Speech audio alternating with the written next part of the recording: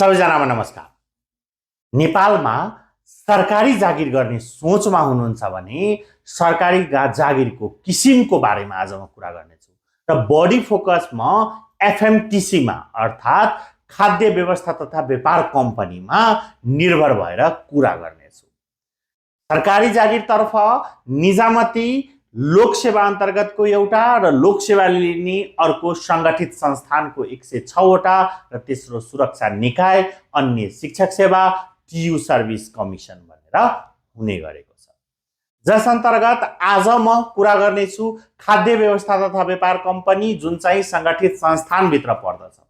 संगठित संस्थानभित्र 106 वटा सार्वजनिक संस्थानले हरेक वर्ष विज्ञापन गर्ने गरेको हुन्छ र उक्त विज्ञापन अन्तर्गत खाद्य व्यवस्था तथा व्यापार कम्पनी जसलाई हामी पुरानो खाद्य संस्थान भनेर चिन्छौं नि त्यसले पनि गर्ने रहेको। र तपाई यदि सरकारी जागिरमा म आनन्दले काम गरेर मजाले सरकारी जागिर गरेर र राम्रो संगठित संस्थान खाद्य व्यवस्था तथा व्यापार कम्पनीमा कार्य गर्छु, चौथौं, पाँचौं, छैठौं र सातौं तहसम्मको तयारी गरेर म आफ्नो वृद्धि विकास गर्छु भनेर सोच्दै हुनुहुन्छ भने एफएमटीसीले पनि हरेक वर्ष विज्ञापन गर्ने गरेको हुन्छ। यस वर्षको प्रिटेस्ट पछिको लोकसेवा, प्रिटेस्ट पूर्व र प्रिटेस्ट पछिको अवस्था परिवर्तन भएर आएको छ। जस्तै कोरोना पूर्व र कोरोना पछि छ नि अवस्था, त्यस्तै यस वर्षको सार्वजनिक संस्थानको जुन 106 वटाको प्रिटेस्ट लियो नि लोकसेवाले, साउन महिनामा विज्ञापन गरेर कार्तिक महिनामा परीक्षा भयो, त्यसबाट पास भएको चौथो तहको लागि मात्रै हो त्यो।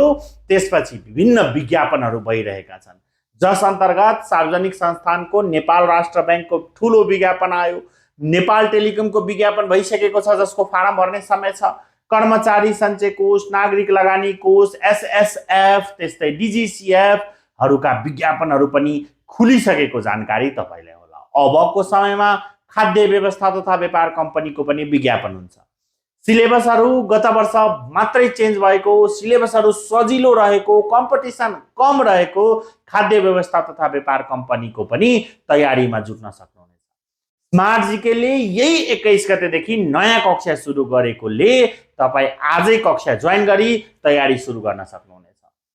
स्मार्ट जीकेले संगठित संस्थानको 1 वर्ष कोर्स पनि गर्ने गरेको हुन्छ जसले गर्दा तपाई एडमिसन गराएर तयारीमा जुट्न सक्नुहुनेछ। विज्ञापन आइसकेपछि तपाईको तयारी एउटा रफ्तारमा रहेको हुन्छ, तपाईको नाम निस्किने चान्स बढी हुन्छ। जस्तै एनटीसी को विज्ञापन खुल्यो कुन महिना? माघ महिना मात्र। स्मार्ट जीके का विद्यार्थी साउन महिनादेखि नै पढिराख्नु भएको थियो, त्यसले उहाँहरूलाई के गरायो त तयारीका साथ बसेको विद्यार्थीले राम्रो गर्न सक्नुहुनेछ। कक्षा जोइन गर्नका लागि एफएमटीसी लेख्नु होला। एफएमटीसी सँग सम्बन्धित केही अन्य जानकारी लिँदा पनि तपाईले कमेन्ट बक्समा एफएमटीसी स्मार्ट जीके को कक्षा लिन लागि जुनसुकै व्हाट्सएपमा मेसेज, फोन कल, कमेन्ट गरेर कक्षा लिन सक्नुहुनेछ। यति भन्दै तपाईहरुमा आजबाट बिदा लिन चाहन्छु। हस्त, धन्यवाद।